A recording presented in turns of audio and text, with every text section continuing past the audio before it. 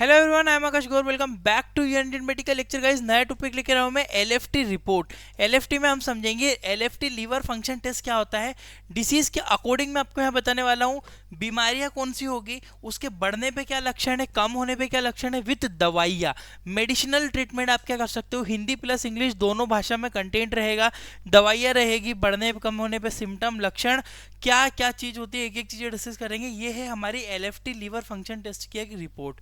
इसमें जो पैरामीटर दिए गए हैं, एएसटी जिसे एसजीओटी कहते हैं, एसजीपीटी होता है, इसके अलावा एएसटी एएलटी रेशियो होता है, जीजी टीपी होता है, एएलपी होता है, bilirubin, direct bilirubin, indirect bilirubin जिसे हम लोग टोटल बिलीरुबिन भी कहते हैं, कॉन्जुगेट और अनकॉन्जुगेट के नाम से भी जानते हैं, मैं बताऊंगा आपको। टोटल प्रोटीन होता है, एल्ब्यूमिन होता है, ग्लोबुलिन होता है और एजी रेशियो होता है, एल्ब्यूमिन और ग्लोबुलिन का रेशियो। इनमें क्या होता है, बढ़ने पे कौन सी बीमारियां, कम होने पे कौन सी बीमारियां, आइए देखते हैं। सबसे पहले रिपोर्ट में हमारा पेशेंट का आया हुआ है, यहाँ पे दिया हुआ है एएसटी जिसको हम एसजीओटी के नाम से भी जानते हैं, एक होता है एएलपी, ये एसजीपीटी के नाम से भी जाना जाता है। इस रिपोर्ट में जो आया हुआ है 16, जबकि इसका बड़ा हुआ है क्या, एसजीपीटी। होना कितना चाहिए भैया, 10 से लेकर 49 तक होना चाहिए, ठीक है। तो आया कितना है, 100.5 आया, मतलब इसका एसजीओटी बढ़ा हुआ है। आइए देखते हैं क्या होता है, देखिएगा। एएसटी जिसको हम, इसका एएसटी का फुल फॉर्म होता है एस्पार्टेड अमाइनो ट्रांसफरेज। एक इसका दूसरा नाम है एसजीओटी जिसको बोलते हैं सीरम ग्लूटामिक ऑक्जेलो एसिटिक ट्रांसफरेज, ठीक है।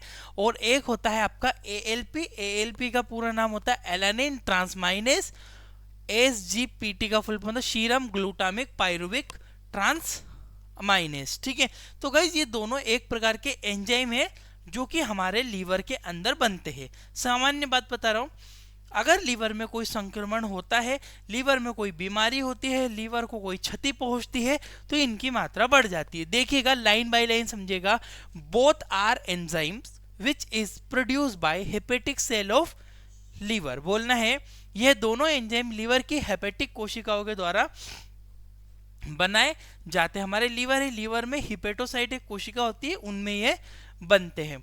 ये लाइन समझिएगा, ये लाइन गोल्डन पॉइंट एक लाइन में आपको बता रहा हूं, इस लाइन को समझिएगा, सबसे नीचे लाइन को बोलना है SGOT enzyme produce by liver as well as some other body organ, so it is not specific for liver disease, but SGPT is specific because it is only produced by liver। इस line का मतलब हिंदी भाषा में समझिए आप कि SGOT जो enzyme मैंने बताया ऊपर आपको, ये एसजीओटी एंजाइम के बारे में ये बोल रहा है कि एसजीओटी एंजाइम लीवर के साथ साथ, मतलब कि लीवर में तो बनता ही है, लीवर के साथ साथ दूसरे अंगों के द्वारा भी बनाया जाता है।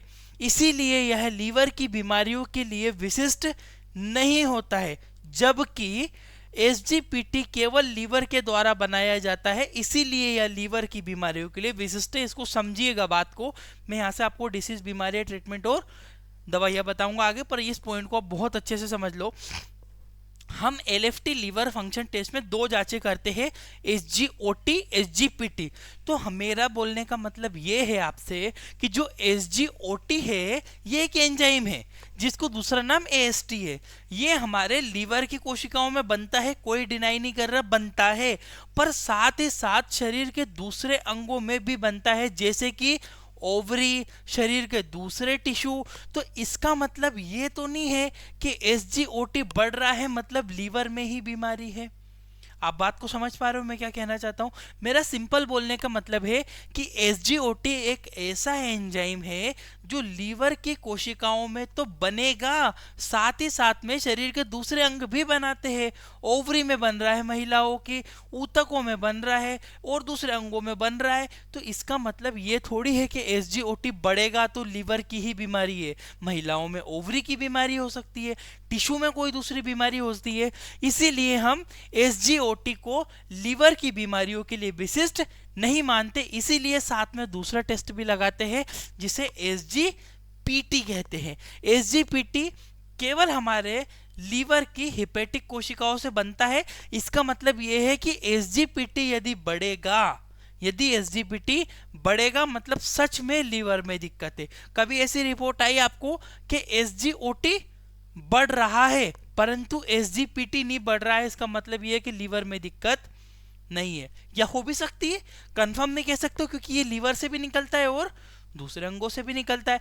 और अगर कभी एसजीओटी बढ़ा है और साथ साथ में एसजीपीटी भी बढ़ा है, इसका मतलब ये क्लियर होता है भैया कि लीवर में ही दिक्कत है, कंफर्म है, क्योंकि एसजीपीटी भी बन रहा है और एसजीओटी भी बन रहा है, ठीक है, बढ़ रहा है।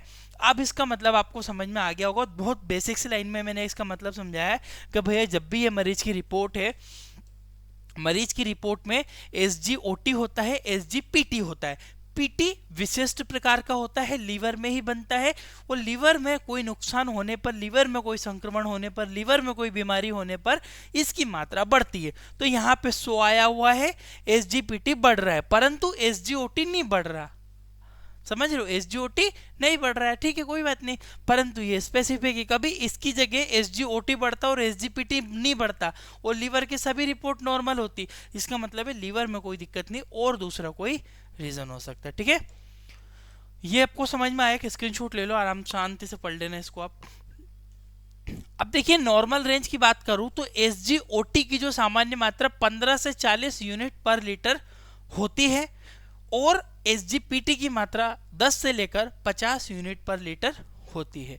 अगर हाई लेवल जा रहा है एसजीओटी या एसजीपीटी बढ़ेगा तो आप बिना टेस्ट लगाए कैसे समझोगे, लक्षणों के आधार पर, जैसे कि एब्डोमिनल पेन, मरीज को पेट में, देखो आप कोई मरीज आता है आप उसको रिपोर्ट लिखते हो तो रिपोर्ट लिखोगे भी लक्षण के आधार पर, उसको सर दुख रहा है आप लीवर की रिपोर्ट लिख रहे हो, ये सही नहीं होता है। तो क्या होता है, पहले सिम्टम समझो कि भैया मरीज को पेट में दर्द है, हाँ पेट में दर्द है तो भैया किडनी में दिक्कत हो सकती है, लीवर में हो सकती है, आंतों में हो सकती है, गैस हो सकती है, कुछ भी कारण हो सकता है। दूसरा सिम्टम लो एपेटाइट, भूख ना लगना, मतलब सीधा सीधा पाचन से संबंधित है और पाचन अंगों को देख लो कौन कौन सा है, लीवर है हमारा, स्टमक है हमारा, ठीक है। इसके अलावा डिहाइड्रेशन, माउथ डिहाइड्रेटेड माउथ, मुंह भी सूख रहा है मरीज का, साथ में जॉन्डिस यानी कि शरीर पे पीला पीला आपको दिख रहा है, या फिर नोजिया वोमिटिंग, मरीज को नोजिया वोमिट हो रहा है या उसका पेट भरा भरा फूला फूला सा लग रहा है, पेट में सूजन टाइप की दिख रही है। इन लक्षणों के आधार पर मरीज को आप बोल सकते हो कि आप एलएफटी लीवर फंक्शन टेस्ट करवाओ, उसमें उनकी नॉर्मल रेंज देख लो 15 से 40, एसजीओटी की होती है, एसजीपीटी की 10 से 50 होती है। आइए बढ़ते हैं, इनकी जब यदि लेवल बढ़ेगा, एसजीओटी एसजीपीटी यदि बढ़ेगा तो दोनों एंजाइम्स को मेंटेन करने के लिए सबसे रामबाण दवाई होती है यूडिलिव।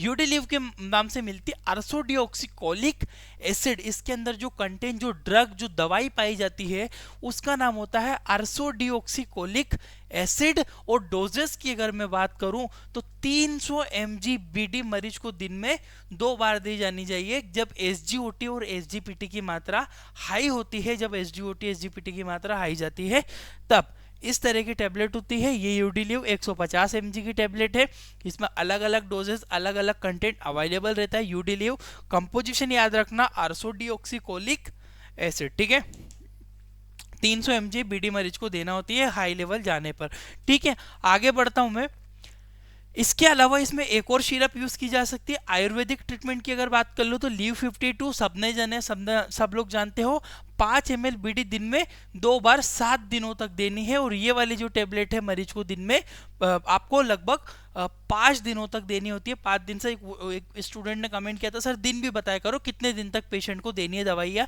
बिल्कुल आप 5 डे तक दे सकते हो। और लीव 52 जो सिरप होती है ये दिन में आपको 2 बार देना होती है 5 ml और लगभग 7 दिनों तक मरीज को कंटिन्यू लीव 52 देते हैं। काफी अच्छा इफेक्ट है, बहुत अच्छी हिमालय कंपनी द्वारा ये बनाई जाती है।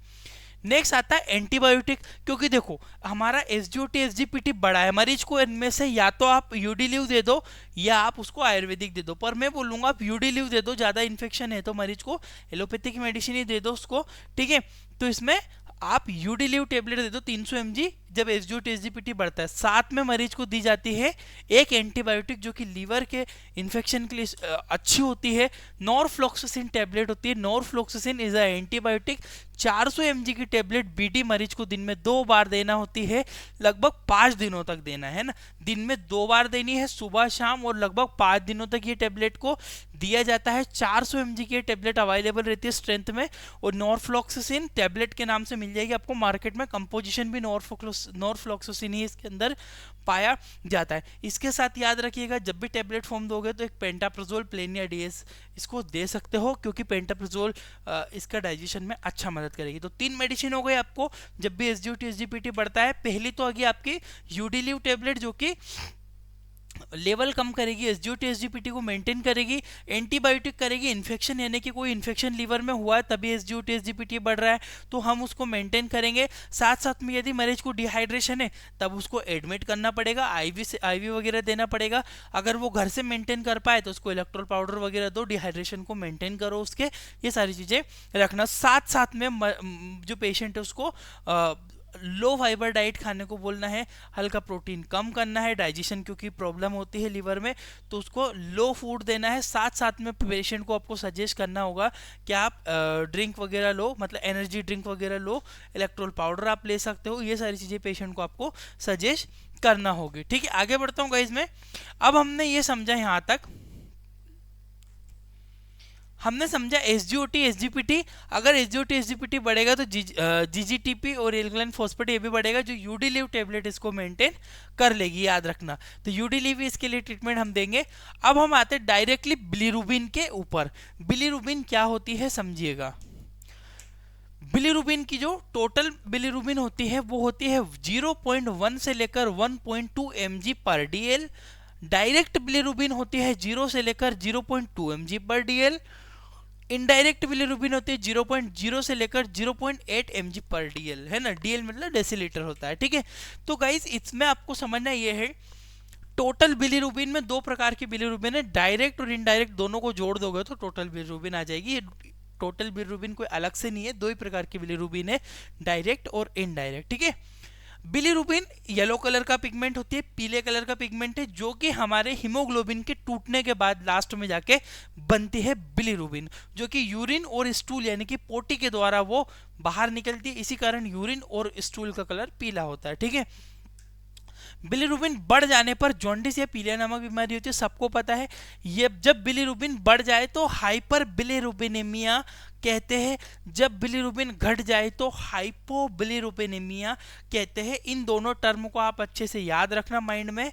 ये दोनों टर्म आपको मेडिकल भाषा में, मेडिकल टर्मिनोलॉजी में याद होना चाहिए अगर आप मेडिकल प्रैक्टिशनर हो या फिर आप मेडिकल प्रोफेशनल हो, कि बिलीरुबिन बढ़ने को हाइपर बिलीरुबिनेमिया कहते हैं, बिलीरुबिन के घटने को हाइपोबिलीरुबिनेमिया कहते हैं। हाइपर बिलीरुबिनेमिया का मतलब यही होता है कि जॉन्डिस मरीज को हुआ है। देखते हैं कॉजेज ऑफ हाई बिलीरुबिन, यानी कि बिलीरुबिन की मात्रा जब शरीर में बढ़ेगी, जब उस रिपोर्ट में बिलीरुबिन की मात्रा बढ़ी हुई आएगी तो बैक्टीरियल इन्फेक्शन के कारण बढ़ सकता है, वायरल के संक्रमण के कारण बढ़ सकता है, एनीमिया होने पर बढ़ सकता है, या फिर आपको acute haemolytic disorder, acute immune disorder sorry, यानी कि आपका इम्यून सिस्टम खराब हो जाना, एक auto immune disease, auto immune disorder. Auto immune disorder में क्या होता है, अपने आप हमारा इम्यून सिस्टम हमारी कोशिकाओं को नहीं पहचानता और अच्छी कोशिकाओं को ही मारने लग जाता है। जैसे आरबीसी को नहीं पहचानना, वो इम्यून सिस्टम गड़बड़ा जाना, हमारा इम्यून सिस्टम का खराब हो जाना। ड्रग टॉक्सिसिटी, कोई दवाई हमने ली है, दवाई का दुष्प्रभाव हो गया हो, तब भी आपको बिलीरुबिन की ज्यादा मात्रा यानी कि जॉन्डिस देखने को मिल सकता है। सिम्टम लक्षणों की बिल्कुल येलो स्किन, यूरिन आई, ज्यादा बिलीरुबिन बनेगी, पीले कलर का है तो शरीर को पीला कर देगी, बाथरूम पीली आएगी, इसके अलावा स्टूल पीली हो जाएगी, आंखें पीली हो जाएगी, स्क्लेरा जो होती है वो पीला हो जाता है, एब्डोमिनल पेन, मरीज के पेट में दर्द रहेगा, वोमिटिंग नोजिया लगेगा, डायरिया होगा और हेवी फीवर मरीज को आएगा। ये चीजें आपको देखने को मिल सकती है, हाई बिलीरुबिन या जॉन्डिस कह सकते हो। आगे बढ़ता हूं, हाउ टू कंट्रोल जॉन्डिस, दवाइयाँ बताऊंगा आगे में। अब यहाँ पे मेन चीज समझो, जॉन्डिस को या बिलीरुबिन को आप कैसे कंट्रोल करोगे। किसी मरीज की रिपोर्ट में बिलीरुबिन यदि ज्यादा आ रही है तो देखो, स्टार्ट मल्टीविटामिन टेबलेट। सबसे पहला काम है मरीज को एनर्जी देना, तो आप मरीज को कोई भी मल्टीविटामिन या तो A to Z सिरप दे दो, या फिर और अदर बहुत सारी टेबलेट्स मिलती है मल्टीविटामिन की जो कि पेशेंट को सजेस्ट कर सकते हो। फोटोथेरेपी लेने के लिए मरीज को बोलना। फोटोथेरेपी में क्या, मरीज को जितना ज़्यादा धूप में हो सके उतना ज़्यादा धूप में बैठना है। फ्लूइड मैनेजमेंट इन बॉडी, यदि मरीज को किसी प्रकार की डिहाइड्रेशन हो रही है, पानी की कमी है, तो फ्लूइड का मैनेज करना है। एंटीबायोटिक्स मरीज को देनी है, टैबलेट जो कि मैं आपको बताऊंगा आगे। इसके अलावा एंटीवायरल मेडिसिन आपको मरीज को देनी होगी यदि वायरल इन्फेक्शन डिटेक्ट होता है तो, किसी प्रकार का वायरस का संक्रमण अगर आपको कंफर्मेशन होता है तब। ट्रीटमेंट में सबसे पहले हम लोग ड्यूफालेक्स का इस्तेमाल करते हैं। कंपोजिशन लैक्टुलोज एक प्रकार की शक्कर होती है, शुगर होती है ना। लैक्टुलोज कंपोजिशन पाया जाता है। डोजेस 5 ml बीडी मरीज को दिन में 2 बार देना होती है, सुबह शाम के टाइम पे। ड्यूफालेक्स कंपोजिशन होता है इसके अंदर, ये मेनली यूज की जाती है पेट के कॉन्स्टिपेशन, मतलब अगर मरीज को हम लोग ड्यूफालेक्स का इस्तेमाल करेंगे तो जितना ज़्यादा मरीज का पेट साफ होगा उतना ज़्यादा जॉन्डिस कंट्रोल में होता है। तो मरीज को पपीता खाने को भी सजेस्ट किया जाता है कि आप जितनी पपीता खाओगे आप ज़्यादा पोटी करोगे, इजीली आपको होगा, आपका पेट अच्छे से साफ होगा, तो जॉन्डिस जल्दी रिकवरी आपको मिलती है उसमें, ठीक है। तो ड्यूफालेक्स के नाम से आती है, लैक्टुलोज कंपोजिशन होता है इसको, और दूसरे नाम से भी आ सकती है मार्केट में, ठीक है। इसमें 5 ml बीडी मरीज को दिन में 2 बार ये दी जानी चाहिए। इसके अलावा दूसरा हम लोगों को एंटीबायोटिक, एंटीबायोटिक 3 कैटेगरी में है। पहले तो हमने ड्यूफालेक्स मरीज को दे दिया, अब एंटीबायोटिक आईवी देना होगा, टेबलेट फॉर्म भी आता है हर चीज का। आईवी फॉर्म में 3 कैटेगरी में, यदि नॉर्मल जॉन्डिस है यानी कि नॉर्मल बिलीरुबिन बढ़ रही है रिपोर्ट में, तो आप उसको क्या दोगे, और मिडिल बीच वाला है यानी कि बहुत ज़्यादा नहीं है और नॉर्मल भी नहीं है, हाँ सीवियर तो है पर बहुत ज़्यादा नहीं है, और एक होता है बहुत ज़्यादा सीवियर, उसमें कौन सी दोगे। तो देखो, नॉर्मल जॉन्डिस, नॉर्मल बिलीरुबिन ज़्यादा नहीं बढ़ रही है तो क्लेवम के इंजेक्शन के नाम से मिलेगा। कंपोजिशन एमोक्सिसिलिन प्लस पोटेशियम क्लेवुलेट, एक इसके अंदर 2 कंपोजिशन होता है, एक होता है एमोक्सिसिलिन और पोटेशियम क्लेवुलेट, दोनों एंटीबायोटिक्स के अंदर आता है। 1.2 ग्राम में मरीज को दिन में 2 बार देना होता है। 5 दिन का डोजेस रहता है, 3 दिन का लगाओ, अगर रिकवरी नहीं मिल रही तो 5 डे इंक्रीज कर सकते हैं, यानी कि 5 दिन का डोज आपको पेशेंट को कंप्लीट करना होगा। क्लेवम इंजेक्शन के नाम से मिलेगा, एमोक्सिसिलिन प्लस पोटेशियम क्लेवुलेट होता है, ये नॉर्मल इन्फेक्शन में। यदि इन्फेक्शन थोड़ा सीवियर है, इन्फेक्शन थोड़ा ज़्यादा है, तो उस कंडीशन में आप मोनोसेफ का इस्तेमाल कर सकते हो, जिसके अंदर सेफ्ट्रेक्सोन होता है। सेफ्ट्रेक्सोन सोडियम कंपोजिशन पाया जाता है, 1 ग्राम में भी अवेलेबल रहता है, इसकी स्ट्रेंथ ज़्यादा भी आती है मार्केट में, ठीक है। आप इसको सबके साथ में पेंटाप्राजोल देना है, या अब इन तीनों में से आप कोई एक एंटीबायोटिक मरीज को दोगे, ठीक है, अकॉर्डिंग टू इन्फेक्शन। अगर बीच वाला इन्फेक्शन है यानी कि हाँ सीवियर है, बहुत ज़्यादा नहीं है, तो आप उसको एंटीबायोटिक में आप उसको क्लेवम दीजिए, मोनोसेप दीजिए। मोनोसेप में सेफ्ट्रेक्सोन सोडियम पाया जाता है, 1 ग्राम दिन में 2 बार दिया जाता है। पेंटाप्राजोल साथ में देना होगा मरीज को ताकि इजीली वो डाइजेशन कर सके एंटीबायोटिक का। बहुत हाई लेवल पे है तो इसके लिए इंजेक्शन आता है पिप्जो, पिप्जोसिलिन के नाम से मिल जाता है, पिप्जो के नाम से मिल जाता है। ये बहुत ही इफेक्टिव, बहुत ही हाई क्लास की ड्रग होती है गाइस। ये बहुत ज़्यादा अगर संक्रमण दिख रहा है, बहुत ज़्यादा लीवर में इन्फेक्शन है, बहुत ज़्यादा पीलिया, बहुत ज़्यादा बिलीरुबिन बढ़ा हुआ है, तब इस्तेमाल कर सकते हो। Piperacillin plus tazobactam, piperacillin plus tazobactam drug या दवाई का नाम होता है जो कि एंटीबायोटिक के अंदर पाया जाता है, आपका पिप्जो, पिप्जासिलिन के नाम से भी मिल जाएगा। ये 4.5 ग्राम दिन में 2 बार मरीज को देना होता है। 4.5 ग्राम यानी कि 4,500 mg का इंजेक्शन आता है। इससे बहुत जल्दी पेशेंट को रिकवरी मिलती है, और ये एडल्ट के डोज है सारे, इतना ध्यान रखना आप लोग। तो आई होप कि आपको इतनी चीज़ें रिपोर्ट के बारे में समझ में आई होगी। मैंने यहाँ तक आपको सब कुछ क्लियर किया है कि आपका SGOT क्या होता है, SGPT क्या होता है, इसके अलावा बिलीरुबिन क्या होता है। अब बचे आपके एल्ब्यूमिन और ग्लोबुलिन। भैया प्रोटीन क्या है देखिएगा, टोटल प्रोटीन की जो सामान्य मात्रा समझ लो कि भैया टोटल जो प्रोटीन होता है 6.5 से 8.5 ग्राम पर डेसीलीटर होना चाहिए। एल्ब्यूमिन की मात्रा 3.5 से लेकर 5.2 ग्राम पर डेसीलीटर होना चाहिए, और ग्लोबुलिन की जो मात्रा 1.8 से 3.6 ग्राम पर डेसीलीटर होना चाहिए, इतनी सामान्य मात्रा मरीज को आती है, ये चीज आप ध्यान रखना, ठीक है। एल्ब्यूमिन की बात कर लेते हैं पहले। एल्ब्यूमिन का मुख्य कार्य रक्त वाहिकाओं में ऑस्मोसिस को नियंत्रण करने का होता है। भैया हमारे शरीर में ऑस्मोसिस की प्रोसेस हमारी बॉडी में भी होती है, जो कि नियंत्रित करने का काम एल्ब्यूमिन का होता है। अगर आपका एल्ब्यूमिन बढ़ जाए तो इसको कहते हैं हाइपर एल्ब्यूमिनिमिया।